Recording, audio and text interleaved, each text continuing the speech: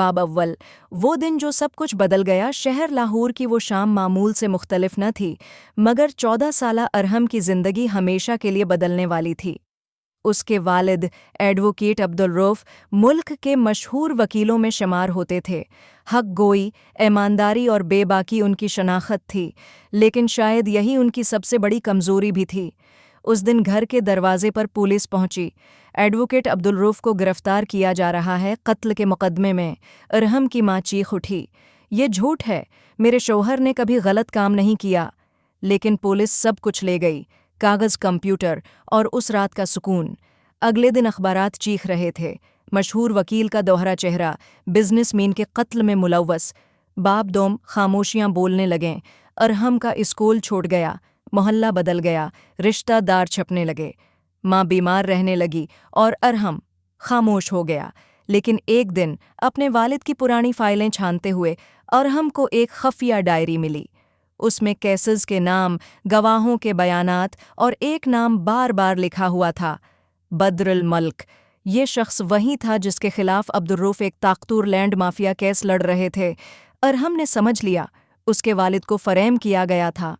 باب سوم، قانون کا ہتھیار۔ ارحم نے خود کو بدل لیا، تعلیم میں لگ گیا، یونیورسٹی سے قانون کی ڈگری لی اور ارحم رؤف ایڈوکیٹس کے نام سے اپنا آفس کھولا۔ لیکن اس کا اصل مقصد صرف کیس جیتنا نہ تھا، بلکہ اپنے والد کو انصاف دلانا اور بدرال ملک کی سلطنت گرانا تھا۔ اس نے خاموشی سے بدرال ملک کے خلاف پرانے تمام کیسز کھولنے شروع کیے۔ ایک ایک کر کے اس کے بندے پکڑے جانے لگے، میڈیا میں سرخیاں چلنے لگیں، بدنام زمانہ بدرال ملک کے خلاف پرانے کیسز دوبارہ کھلنے لگے۔ باب چہارم، سازش کا جال۔ بدرال ملک ایک کٹھن دشمن تھا۔ اس نے اپنے خاص آدمی انسپکٹر فرخ کو ارحم کے پیچھے لگا دیا۔ فرخ نے ماں کے اسپتال میں دوا کی رپورٹ بدلوا دی، ارحم کے آفس میں چوری کرائی اور سوشل میڈیا پر جعلی اسکینڈل چلوایا۔ لیکن ارحم چپ رہا، کیونکہ اس نے بدلہ صبر سے لینا سیکھا تھا۔ ایک دن وہ موقع بھی آیا جب ارحم نے خود کو ایک قاتل ظاہر کیا، جی ہاں، ایک منصوبے کے تحت۔ باب پنجم، قاتل یا منصف۔ ارحم نے بدرال ملک کے ایک خاص گواہ کو دھمکا کر اپنے حق میں گواہی دلوائی، مگر سب کچھ قانون کے دائرے میں رکھا۔ پھر وہ دن آیا جب عبدالرؤف قتل کیس دوبارہ کھولا گیا۔ عدالت میں ارحم نے اپنی وکالت کے جوہر دکھائے۔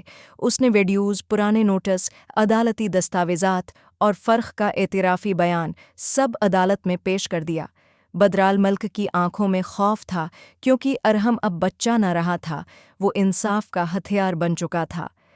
باب ششم، انصاف کا خون نہیں ہوتا۔ عدالت نے فیصلہ دیا، عبدالرؤف کو جھوٹے مقدمے میں ملوث کیا گیا، تمام الزامات ختم، اور بدرال ملک عمر قید، انسپکٹر فرخ معطل اور گرفتار۔ عدالت میں ارحم کی ماں نے رو رو کر کہا، بیٹے، تم نے نہ صرف اپنے باپ کو آزاد کرایا بلکہ پورے نظام کو ایک آئینہ دکھایا۔ باب ہفتم، آخری چال۔ کہانی ختم نہیں ہوئی تھی۔ ارحم جانتا تھا کہ بدرال ملک کے کچھ باقی ماندہ لوگ اب بھی آزاد تھے۔